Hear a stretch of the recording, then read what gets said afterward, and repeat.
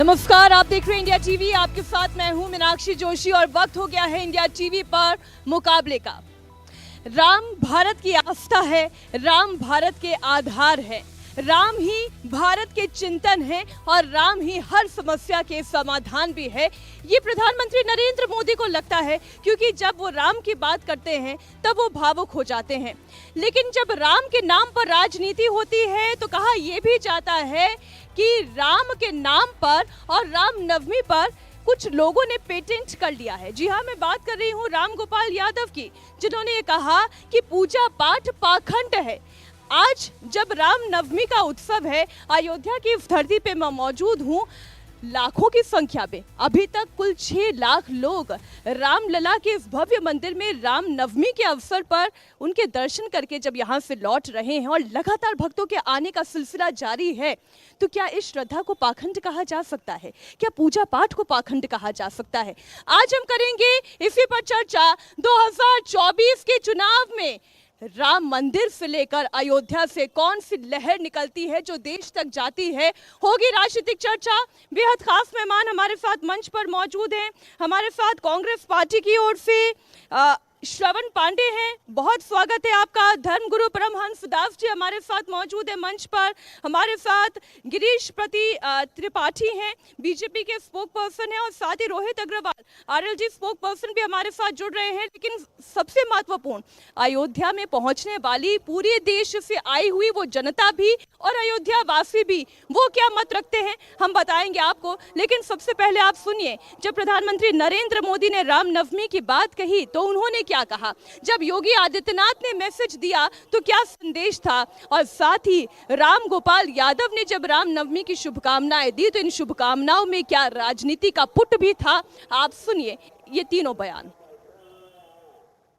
500 वर्षों के बाद, लंबे इंतजार के बाद वो रामनवमी आई है जब भगवान राम अयोध्या में भव्य मंदिर में विराजमान है। प्रभु श्री राम जो कभी टेंट में रहते थे, आज भव्य मंदिर में सूर्य किरणों ने उनके मस्तक का अभिषेक किया है। रामनवमी को जो कुछ लोगों ने पेटेंट कर लिया है, उनकी बपौती नहीं रामनवमी। रामनवमी करोड़ों लोग हजारों वर्ष से मनाते चले जा रहे हैं, और एक राम मंदिर नहीं है, हजारों राम मंदिर इस देश में हैं ऑलरेडी। और इसमें तो उन्होंने सब अधूरा प्राण प्रतिष्ठा वगैरह की है। सारे जगतगुरु शंकराचार्य उसके विरोध में थे। ये ठीक नहीं है, अशुभ हुआ है, और ये इनके लिए वो घातक होगा। भगवान राम इनको दंड दे। मैंने तो कभी किसी की पूजा नहीं की, मैं तो भगवान का नाम लेता हूँ, असली भक्त हूँ भगवान। मैं दिखावा नहीं कर रहा हूँ, मैं पाखंडी नहीं हूँ। पाखंडी लोग ये सब करते हैं। तो आपने सुना, आपने तीनों बयान सुने, लेकिन सबसे पहले मैं अपने मेहमानों के पास जाऊं। मैं यहीं पर अयोध्या में जो रामनवमी के अवसर पर दर्शन करके लौटे हैं, वो यहाँ पे मौजूद है हमारे साथ। सबसे पहले तो आप अपना नाम बताइए और कहाँ से आए हैं आप? जी, मेरा नाम उच्चांश तोमर है। उस तरफ देख के बात करें। हाँ। अच्छा, और हम मेरठ से हैं। मेरठ से आए हैं। अयोध्या आकर रामलला के दर्शन करके क्या अनुभव हुआ? अयोध्या पहले बताइए कि कैसी लगती है अयोध्या? जी, अलग ही विशेष लगता है। जैसे यहाँ पे कुछ डेवलप ही है, विकास स्तर पे देखा जाए तो बढ़ोतरी हो रही है। साफ सफाई इतनी है कि कह ही नहीं सकते अपनी जबान से। हर जगह इतनी साफ सफाई क्लियर करा है, और मेंटेन इस तरह रख रखा है, जैसे भीड़ है उसको मेंटेन करके जो आगे दर्शन करवा रहे हैं श्रद्धालुओं को, ना कोई धक्का मुक्की ना कुछ, इस तरह करवाया है। और हर जगह सिटी बस भी चल रही हैं। ठीक है, यानी कि सुख सुविधा है और रामलला के दर्शन आराम से हुए। आपका क्या नाम है? खड़े हो जाइए। प्रभात शुक्ला। आप कहाँ से? अयोध्या से ही हैं? नहीं, जनपद बहराइच। तो बहराइच से आप यहाँ तक आ गए हैं। अयोध्या पहली बार आए हैं या पहले भी आ चुके हैं? इसके पहले हम कई बार आ चुके हैं। आज के करीब 8 से 10 साल पहले हम आए थे, तो उस समय अयोध्या में भगवान श्री राम का दर्शन जो है हमको कटघरे की तरह से कराया जाता था। लोहे की जालियां लगी हुई थी, उसमें से धक्का मुक्की करते हम लोग वहां पहुंचते थे। दूर से दर्शन होता था, भगवान हमारे तंबू में थे और हम लोग दर्शन करके निकल जाते थे। आज हमारे भगवान का भव्य मंदिर बन गया। तो आप ये बात कह रहे हैं, आप इतने भावुक क्यों हो रहे हैं? आपकी आंखें लाल क्यों हुई जा रही हैं? आंखें लाल इसलिए हो जाने की 500 वर्षों की तपस्या का फल हमें मिला है। हमारा ये भव्य मंदिर आज जो बन करके तैयार हुआ, ये हमारे लिए गर्व की बात है। सभी सनातनियों के लिए गर्व की बात है, हिंदू धर्म के लिए गर्व की बात है। बहुत ही हम खुश हैं, भावुक हैं इस क्षण को देख करके, इस पल को देख करके। आज हम आए यहाँ पर, सूर्य की किरणों से जो है भगवान को तिलक लगाया जा रहा था, उसको हमने लाइव देखा। उस समय संजोग से हम वहाँ से निकल रहे थे तो हमने अपनी आंखों से देखा उसको। अच्छा, आप तो देखिए अयोध्या के रहने वाले भी नहीं हैं, आप बहराइच के रहने वाले हैं।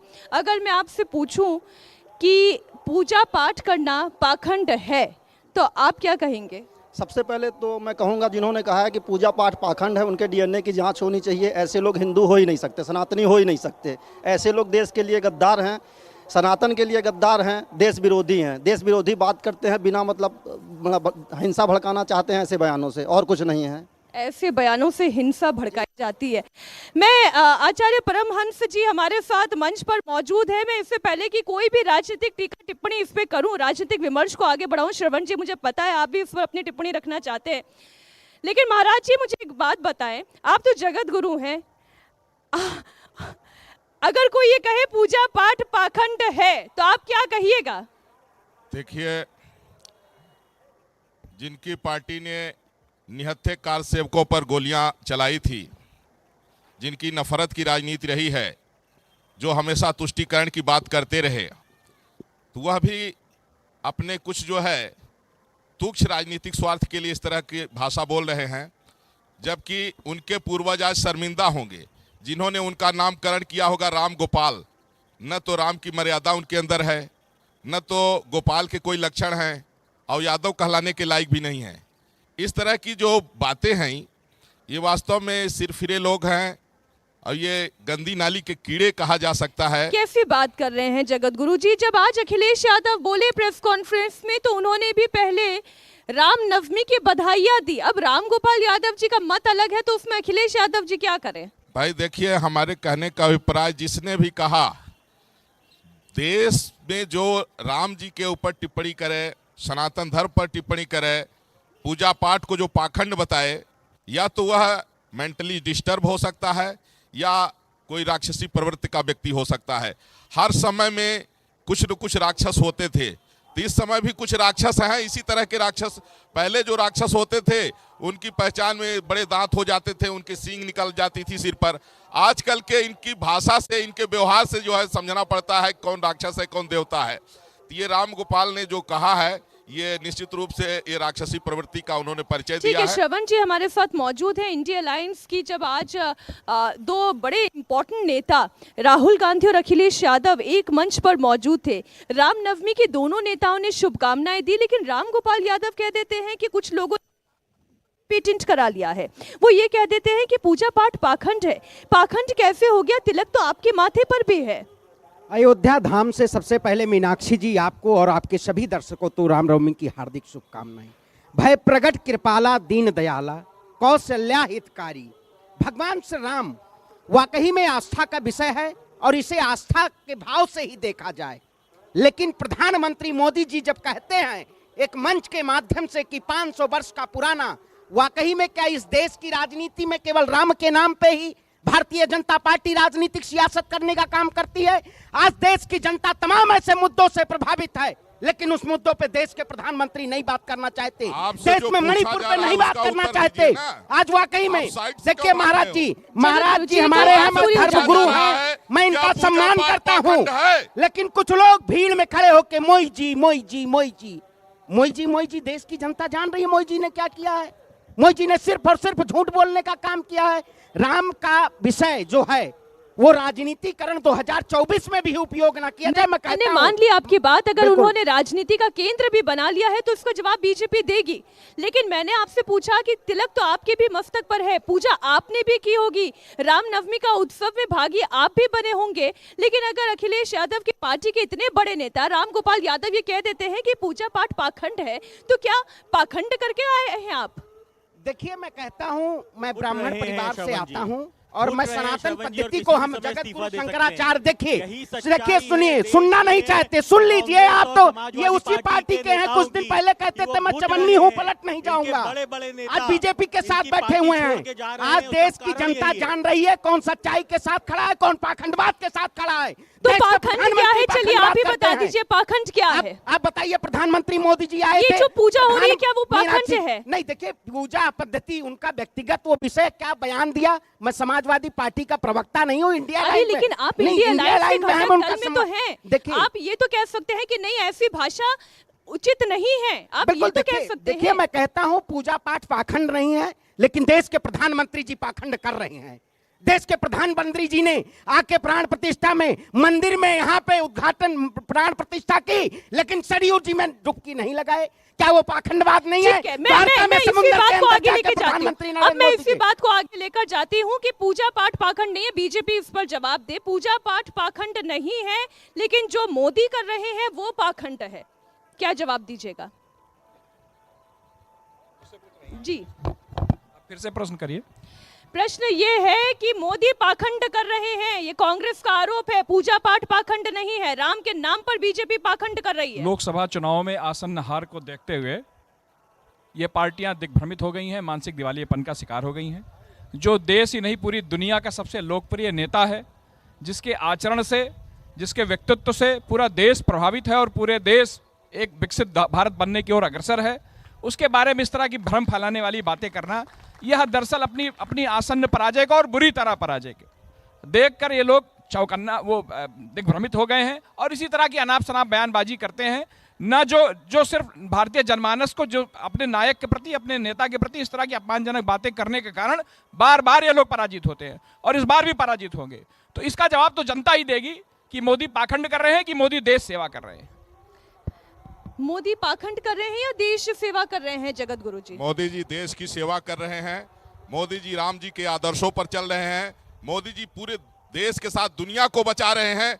मोदी जी, जो लोग जातिवाद, परिवारवाद, तुष्टीकरण के दलदल में घुस गए थे, जनता को जो है नफरत फैलाना, हिंसा फैलाना, चारों दंगा फसाद कराना, मोदी जी ने राष्ट्रवाद की स्थापना किया है। आज देश का बच्चा बच्चा देश के लिए सोच रहा है। इसलिए इन लोगों की भारतीय इनकी जनता पार्टी के तुष्टीकरण की शासनकाल राजनीति में खत्म मणिपुर हो चल गई रहा है। है। इसलिए इस तरह की भाषा का प्रयोग मणिपुर कर रहे हैं चल रहा है और विकसित राष्ट्र की बात करते हैं। कहाँ विकसित राष्ट्र? आज भारत विकासशील की श्रेणी से नीचे है। बताइए, उठाइए एडीआर की रिपोर्ट, कौन भ्रष्टाचार है? आप तमाम इसी ऐसे आरोप हैं। अयोध्या, भारतीय जनता पार्टी ने अयोध्या देश की जनता गलियों को आप देख ठगने करके का काम बताइए, किया है। क्या हम ऐसी ठगने नहीं देंगे। ऐसा कभी आपने बताइए देखा CMI था? की रिपोर्ट नहीं उठाएंगे। कभी आपने ऐसा ये देखा था? अयोध्या की गलियों को देखिए, ये सफाई, ये व्यवस्था, ये लाइट की व्यवस्था, ये सड़कें जो चमक रही आप है। क्या कह रहे हैं? धर्म के नाम पर क्या कर रहे हैं? धंधा चला रहे हैं भारतीय जनता पार्टी, सिर्फ धंधा धंधा चला रहे हैं। धर्म के नाम पर क्या धंधा चलाया जा रहा है? देखिए मीनाक्षी जी, मैं कांग्रेस के प्रवक्ता को सिर्फ इतना कहूंगा, भगवान राम के मंदिर के सामने खड़े हो, कहीं ऐसा ना हो शरीर ठंडा हो जाए। तो इसलिए राजनीति के चक्कर में अपनी भाषा शैली को मुझे लगता है संयमित रखो, क्योंकि जिस तरीके से आप टीका लगा के आए वो दिखाता है कि आप सनातन को मानने वाले हो, परंतु आप कहीं अपने जो युवराज गली गली घूम रहे हैं, गली गली कहीं ना कहीं तुष्टीकरण की राजनीति करने की कोशिश कर रहे हैं, उसके ऊपर काबू पाइए। और जिस तरीके से कांग्रेस से नेता छोड़ के जा रहे हैं, वो दिखाता है कि इनके यहाँ खुद इतना ज्यादा असमंजस है कि क्या करें। अच्छा, कैसा असमंजस है? नहीं, असमंजस ये है कि सिर्फ तुष्टीकरण करने के लिए, सिर्फ पोलराइज करने के लिए मुस्लिम वोट को आप राजनीति के अंदर हिंदू धर्म को गाली दोगे। सेकुलरिज्म को हम भी मानते हैं, पर सेकुलरिज्म का मतलब ये नहीं है कि हिंदू धर्म को गालियां दो। सेकुलरिज्म का मतलब ये नहीं है कि सेकुलरिज्म आपका तब पूरी होगा जब आप हिंदू धर्म को अपशब्द कहेंगे, अपमानित करेंगे। सेकुलरिज्म का मतलब ये है कि हिंदू भी हमारा भाई है, मुस्लिम भी हमारा भाई है, सिख भी हमारा भाई है, ईसाई भी हमारा भाई है, परंतु सिर्फ एक धर्म के नाम पे वोट मांगना शर्मनाक है। एक धर्म के नाम पे राजनीति करना शर्मनाक है। भगवान राम का भव्य मंदिर यहाँ पे बना है, 500 साल के सनातन के संघर्ष के बाद बना है। कम से कम इस समय तो इनको अपनी भाषा के शैली को मर्यादा रखनी चाहिए। ठीक है श्रवण जी, मैं आऊंगी आपके पास। आ रही हूं मैं श्रवण जी आपके पास, लेकिन जरा एक बार फिर से जनता के बीच में जाना जरूरी है। क्या नाम है आपका? लक्ष्मीचंद नागवानी, अमरावती, महाराष्ट्र से। आप महाराष्ट्र से आए हैं, विशेषकर रामनवमी के दर्शन के हिसाब से। ये जो चर्चा चल रही है, राजनीतिक विमर्श चल रहा है, कोई कह रहा है मोदी धर्म के नाम पर पाखंड कर रहे हैं, कोई ये कह रहा है कि हिंदू धर्म में ये जो चल रहा है रामनवमी पर राम के नाम पर पेटेंट करवा लिया है, पूजा पाठ पाखंड है। असल पाखंड क्या है आपकी नजरों में? नहीं नहीं, कोई सब गलत है। जो आप इस विषय पे चर्चा कर रहे हैं सब गलत है। अच्छा, सही क्या है? सब भाजपा जो कर रही है सब सही कर रही है काम। अच्छा, ऐसा क्या कर रही है जो आपको लगता है बहुत सही है?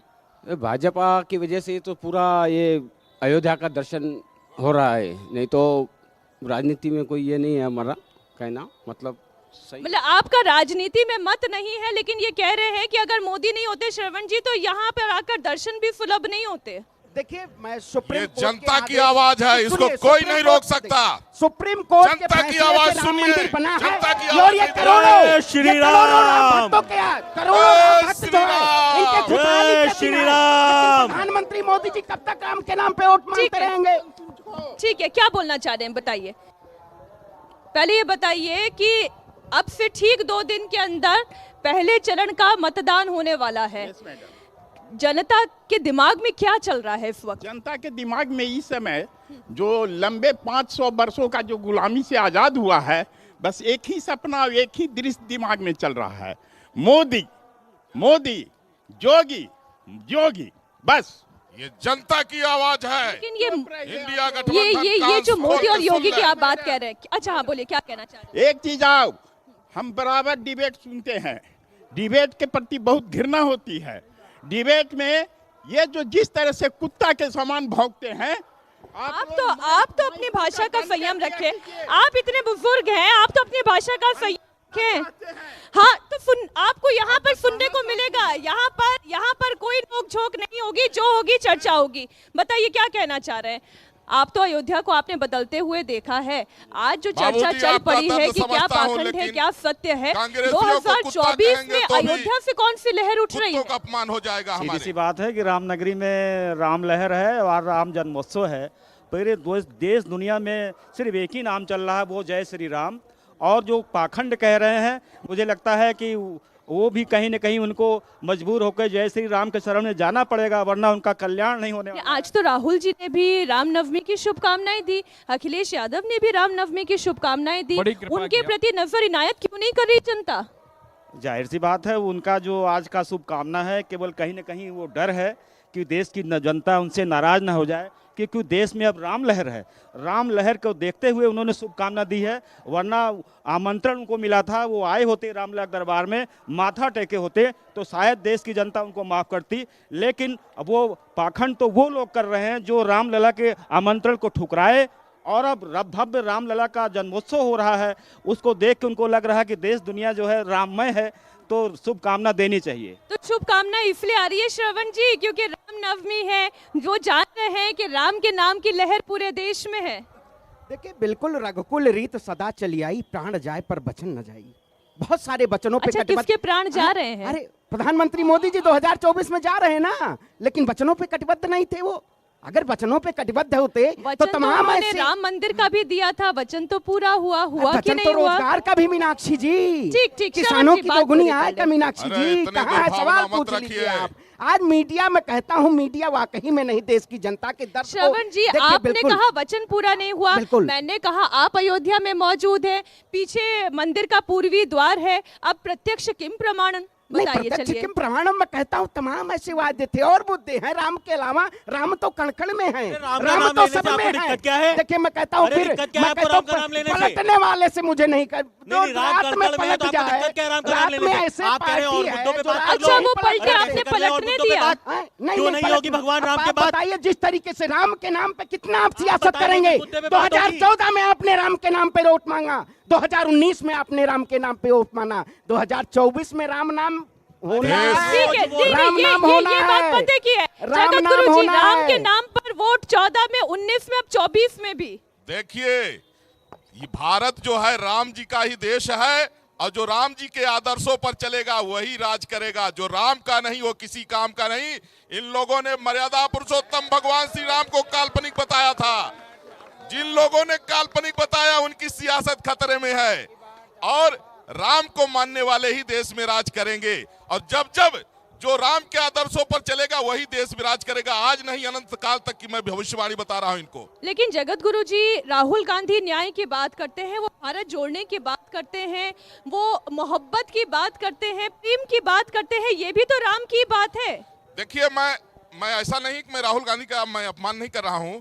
मुझे दिक्कत ये है कि जब ये राम मंदिर पर टांग अड़ाते थे, जब ये राम जी को काल्पनिक बताते थे और राम मंदिर बन गया तो पहले कहते थे बीजेपी क्रेडिट लेना चाह रही है, जब इनको निमंत्रण दिया गया तो फिर ये निमंत्रण में कहे विचार करेंगे, फिर आए ही नहीं।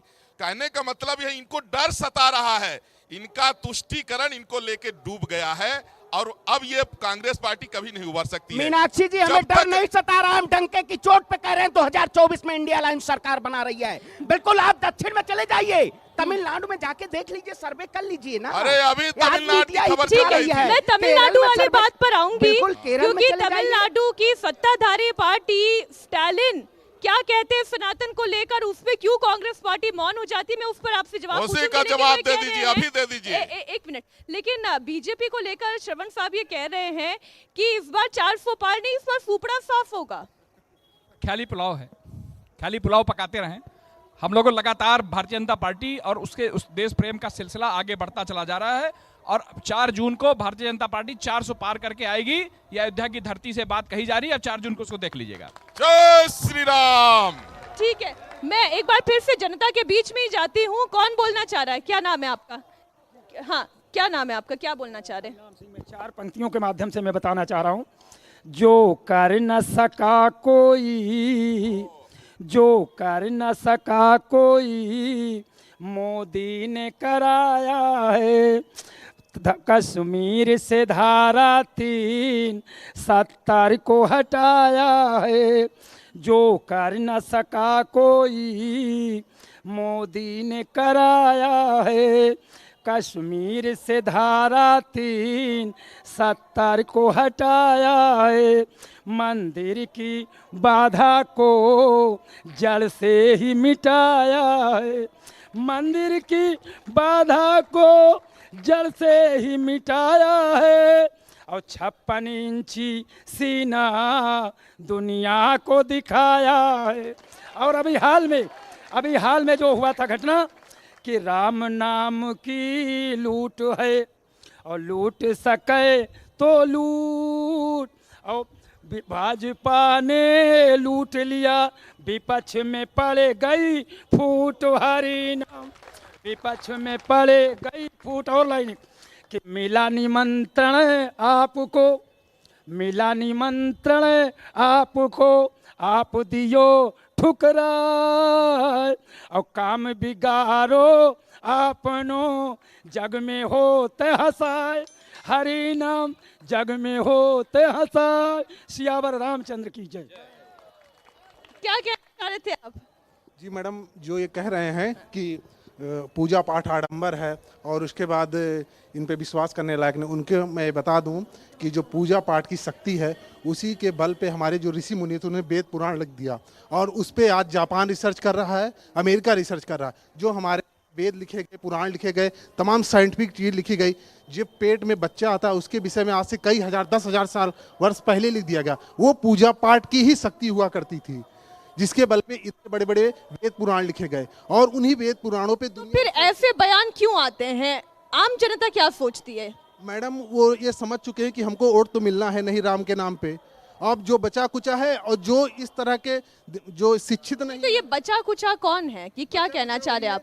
जिनके शिक्षा का होता है, जो शिक्षित नहीं है सही मायने में, उनको नहीं पता है कि पूजा की शक्ति क्या है, ज्ञान की शक्ति क्या है। ठीक है, क्या ये जो पहले तो इंडिया अलायंस में फूट की बात कर लेती हूँ। श्रवण जी, इंडिया अलायंस में फूट पड़ी, ये तो आप मानते हैं? आपके सहयोगी जो हुआ करते थे अब वो आपके साथी नहीं रहे, ये तो बात आप मानते हैं? कि जिसके साथ जनता खड़ी है मीनाक्षी जी, उसको कोई डर नहीं है। प्रधानमंत्री मोदी जी को डर है। और जो लोग कहते हैं ना 400 पार, नेपाल भूटान भी चले जाएं, अयोध्या में खड़ा हूं, भगवान राम की सौगंध खाते कहता हूं, अगर भारतीय जनता पार्टी 400 पार आ जाती है तो उनको पाकिस्तान अफगानिस्तान जाना पड़ेगा। इस देश की जनता अब किसको 400 जाना पार पड़ेगा? किसको जाना भारतीय पड़ेगा? जनता पार्टी को किसको चुनाव पाकिस्तान लड़ने- अफगानिस्तान जाना पड़ेगा? भारतीय ठीक है। जनता नहीं, पार्टी किसको को- जाना पड़ेगा भारतीय पाकिस्तान जनता पार्टी को अफगानिस्तान? चुनाव लड़ने, देश के प्रधानमंत्री को चुनाव लड़ने पाकिस्तान जाना पड़ेगा।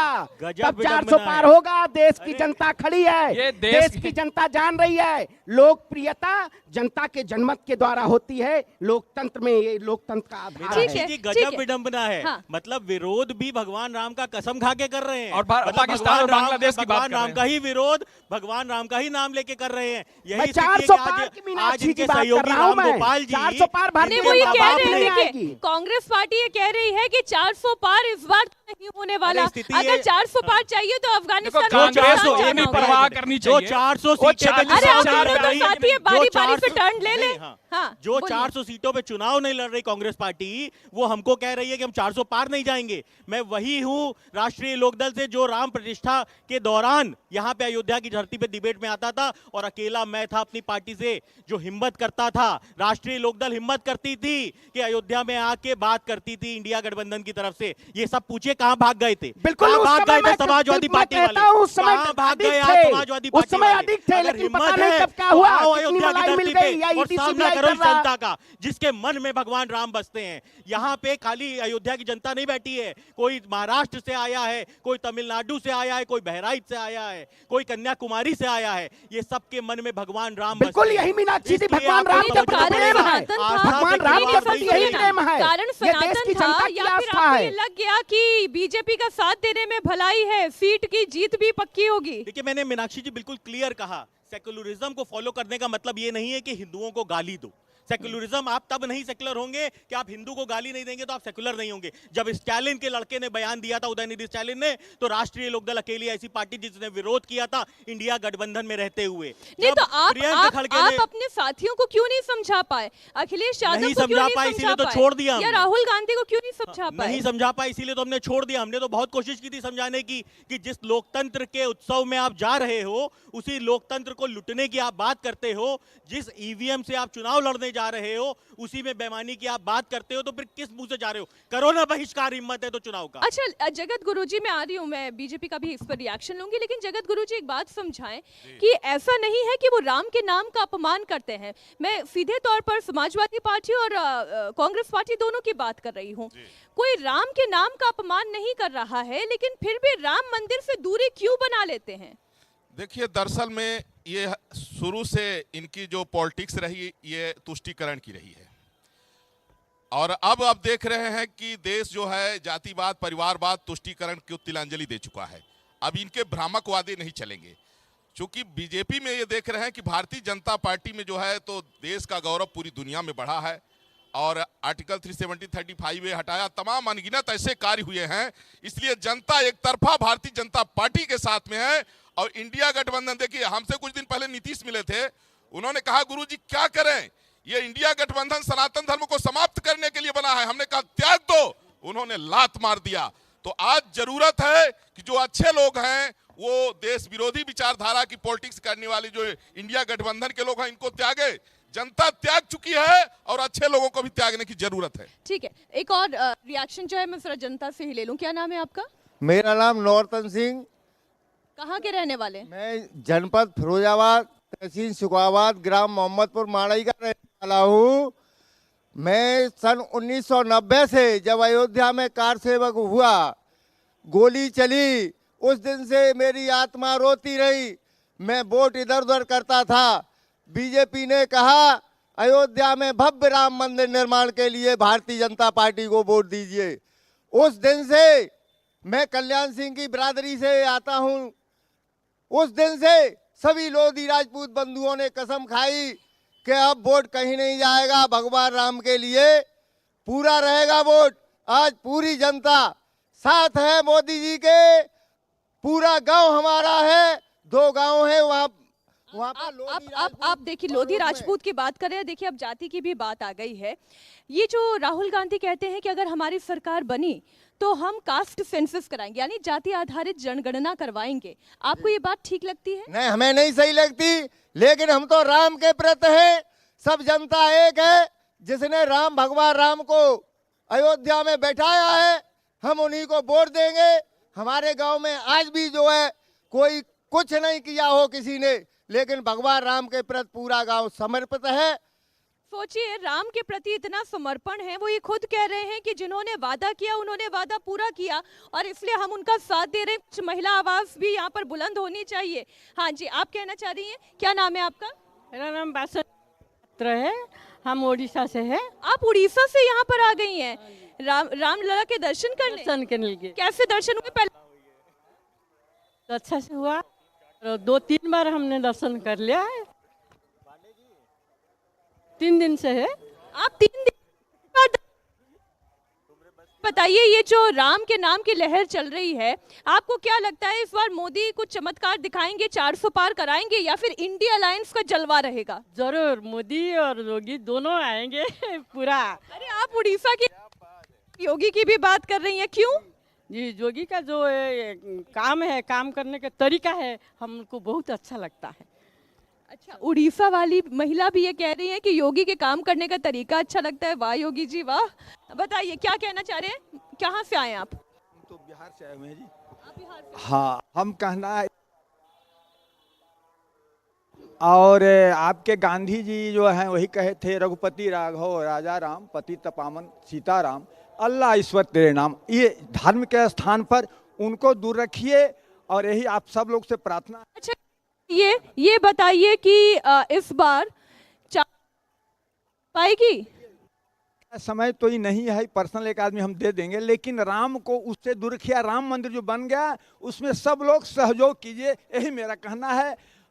बिहारी बाबू हैं, बिहारी लोग तो जाने जाते हैं अपनी एकदम क्लियर कट लीजिए ना, दूर रखिए, राम को भी टेंशन लीजिए। ये तो राजनीति को टेंशन बोल रहे हैं। क्या क्या नाम है आपका, क्या बोलना चाहते हैं? मेरा नाम ललित कुमार अग्निहोत्री नाम है और मैं मथुरा से आया हुआ हूँ।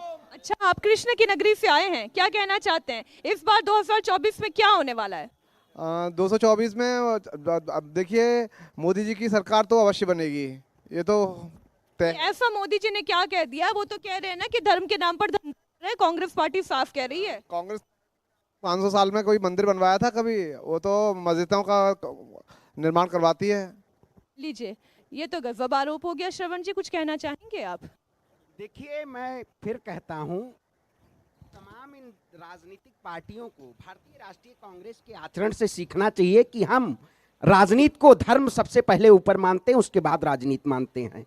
लेकिन ये लोग धर्म को पहले मानते हैं और धर्म के जरिए राजनीति करना चाहते हैं। लेकिन अभी ये तो हमारे जनता है। बिल्कुल अभी हमारी जनता में एक भाई ने कहा, बहुत अच्छी बात कही कि भगवान राम को दूर रखना चाहिए राजनीति से, वाकई में दूर रखना चाहिए। भाई, मैं तो ये पूछ रही हूँ 2024 के चुनाव में क्या मोदी 400 पार होंगे या इंडिया अलायंस का जलवा होगा? इसमें राम कहाँ है? भाजपा का बंटाढार होगा, बंटाढार होगा। देश की जनता पूर्ण रूप से तैयार है। आप देख रहे होंगे जनादेश, आपने देखा होगा, मैं उस भारत जोड़ो यात्रा कन्याकुमारी से जो चली थी और कश्मीर तक, उसका भी मैं यात्री रहा और न्याय यात्रा के भी यात्री रहा। जनता ने जिस अच्छा, वो न्याय यात्रा अयोध्या आई थी क्या? देखिए, सब पूरे मणिपुर से भारत जोड़ो यात्रा अयोध्या आई थी क्या? भारत जोड़ो यात्रा और भारत जोड़ो न्याय यात्रा जिस रूट से उसका रास्ता था, उस रूट से यात्रा गई, लखनऊ होते हुए गई। वही तो मैं पूछ रही हूँ, उस रूट में अयोध्या कहाँ था? उत्तर प्रदेश, ये जानते हैं आप, यहाँ की जनता स्वागत भी करती है और विदाई भी बहुत बढ़िया करती है। तो अब की बार विदाई तय है प्रधानमंत्री मोदी जी की, वो चले जाए। देखिए, कुछ लोगों की तो निर्णायक तौर पे विदाई हो चुकी है। देखिए, सन 89 से और 2024 चल रहा है, 35 साल हो गए। एक राजनीतिक दल चौथे स्थान पे लगातार बना हुआ है, ना उसका स्वागत हो रहा है, ना उसकी विदाई हो रही है। तो यहाँ कौन सी न्याय यात्राएं कांग्रेस के लोग निकालते हैं और कौन सी भारत जोड़ो यात्रा निकालते हैं? उत्तर प्रदेश, बिहार, बंगाल, तमिलनाडु, ये सब ऐसे राज्य हैं जहाँ पर कांग्रेस कहीं कहीं कहीं कोई सीन में ही नहीं है। तो इस तरह की बातें ना करें। और रही न्याय यात्रा की बात, कौन सा मुंह लेकर यहाँ पर आएंगे? हिंदुओं के साथ, सनातन धर्म के साथ, इस देश की मुख्य धारा के साथ 500 वर्षों तक और आजादी के बाद जिस राजनीतिक दल ने लगातार अन्याय किया, कोर्ट में हलफनामा दिया, अपने वकीलों की फौज खड़ा किया और जिन्होंने हलफनामा खड़ा किया, और वो कौन सा मुंह लेकर अयोध्या आते? कौन से मुंह से अयोध्या आते? अयोध्या कभी दर्शन करने आए, कभी मिलने आए, कभी यहाँ के लोगों से मिलने आए? 2 करोड़ रोजगार कहाँ मीनाक्षी जी? नहीं मीनाक्षी जी, आपके बगल में ही पोडियम है। कौन सी न्याय यात्रा यहाँ पर लेकर जाते? धर्म के नाम पर देश के बहुसंख्यकों के भावनाओं के साथ जो खिलवाड़ किया है, जो अन्याय किया है, हैं। उस अन्याय का जवाब तो इनको देना ही पड़ेगा। कौन सी न्याय यात्रा लेकर यहाँ कौन से मुंह से आते? इस देश की बहुसंख्यक भावनाओं के साथ अन्याय करने का काम कांग्रेस पार्टी ने अपने इतिहास में किया है, और उसको किस मुंह से अयोध्या आते और कौन सा मुंह लेकर अयोध्या दिखाते वो। ठीक है, मानी मैंने आपकी बात, लेकिन जनता जवाब देगी, जनता ही जनार्दन है। अब ये बताएं, लेकिन जो श्रवण जी कह रहे हैं कि आप महंगाई की बात नहीं करते, आप रोजगार की बात नहीं करते। जब कहा जा रहा है कि तीसरा टर्म इसलिए मांगा जा रहा है कि भारत विश्व की तीसरी अर्थव्यवस्था बने, और जनता उस पर विश्वास कर रही है। आखिर हम 12वें नंबर की इकोनॉमी से 5वें नंबर की इकोनॉमी पे आए कि नहीं 10 साल में, तो तीसरे नंबर की इकोनॉमी पे आएंगे, और जब तीसरे नंबर की इकोनॉमी आएगी तो इस देश की जनता नहीं खुशहाल होगी। और क्या आपको अयोध्या में खुशहाली दिखाई नहीं पड़ती है? यहाँ पर आने जाने वाले लोग खुशहाल नहीं दिखाई पड़ते हैं? गरीबों का राशन, किसान सम्मान निधि, उज्ज्वला योजना, सारी प्रधानमंत्री लोगों के आवास का निर्माण का योजना, ये क्या लोगों को दिखाई नहीं पड़ती है? इस देश की जनता इन लोगों के समय में योजनाएं चला करती थी, और पूर्व प्रधानमंत्री राजीव गांधी ने कहा था कि 1 रुपया देते हैं हम लोग, 85 पैसा बीच के लोग खा जाते हैं। आज कहीं कोई भ्रष्टाचार है? देश की जनता को भारतीय जनता पार्टी की नीतियों का सीधा सीधा लाभ मिल रहा है। इस कारण से देश की जनता भारतीय जनता पार्टी की। मीनाक्षी जी 2014 में 5 ट्रिलियन इकोनॉमी की बात की थी इन्होंने। आज देश पे कर्जा 80% है, हमारी 2 ट्रिलियन भी इकोनॉमी नहीं है, और 5 ट्रिलियन का वादा करके चले गए थे। मतलब तीसरा टर्म मांग रहे हैं, देश की जनता का पैसा लूट के कॉर्पोरेट तंत्र को पहुंचाना चाह रहे हैं। वाह रे भारतीय जनता पार्टी, वाकई में नारा लगाते रहिए देश की जनता को, मोई जी मोई जी मोई जी नारा लगवाते रहिए। देश की जनता आपकी नारा नहीं लगाएगी, देश की जनता आपकी बार मुद्दों पे बात करेगी, और मुद्दों पे बात मुद्दे क्या है आम जनता ही बता देगी। क्या नाम है आपका और कहाँ से आए हैं? मेरा कन्हैया लाल। आप कहाँ से आए हैं? कन्हैया लाल, फर्रुखाबाद। आप फर्रुखाबाद से आए हैं। जनता के बीच में मुद्दे क्या हैं, और इस बार मोदी 400 पार होंगे या नहीं होंगे? 100%। इनसे ये पूछ रहा हूँ कांग्रेस भाई साहब से कि जवाहरलाल नेहरू ने पैसे लेके हमारी जमीन पाकिस्तान और चीन को दी, बची हुई इंदिरा गांधी ने कच्चा कुंडा दिया, और कहते कोई वोट चाहिए हमें। किस मुंह से मांग रहे वोट? बिल्कुल दादाजी ने बहुत सही याद दिलाया। मीनाक्षी जी एक बार सुन लीजिए, अरुणाचल प्रदेश में चीन ने तमाम ऐसे हमारे जमीनों का अधिग्रहण किया है, लेकिन मोदी जी का भी किसी भाई ने हमारे कहा था 56 इंच का सीना है। अरे भाई 56 इंच का सीना है तो लद्दाख पे भी बात करनी होगी, जानते हैं चाइना बॉर्डर पे, मणिपुर पे भी बात करनी होगी, चाइना बॉर्डर पे बात करनी होगी। आज भारत और चीन के रिश्ते में तनाव जानते हैं क्यों है? क्योंकि चाइना बॉर्डर पे हमारा निर्णायक इंफ्रास्ट्रक्चर मोदी जी के कार्यकाल में बना है। हमने वहां पे जो सड़कें बनाई, हमने जो वहां पे एयरपोर्ट बनाए, हमने जो वहां वायुयानों के उतरने की व्यवस्था बनाई, इस कारण चीन से बौखलाहट है। आज भारतीय जनता पार्टी की सरकार में चीन की सीमा पर हम लोगों ने वह इंफ्रास्ट्रक्चर खड़ा किया है कि चीन को तुरंत माकूल जवाब देने के लिए हम लोग तैयार हैं। इस कारण से भारत चीन में गांव बचाया है प्रधानमंत्री मोदी जी गए कभी। ठीक है श्रवण जी, क्या नाम है आपका? प्रवीण गुप्ता। कहाँ के रहने वाले? ओरछा के। आप भी उड़ीसा से आए?